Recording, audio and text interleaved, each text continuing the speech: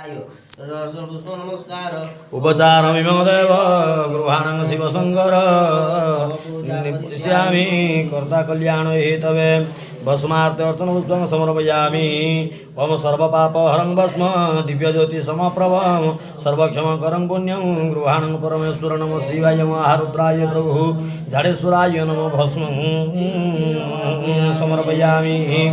जलधारं खभ्रञ्जनगन्धेन कर्मुष्टिशिरस्य अर्जुनपुष्प नमस्कार उपचारमिमं देव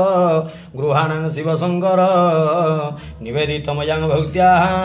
भक्तकल्याण हेतवे सिन्दूरार्धर्चनपुष्पं समर्पयामि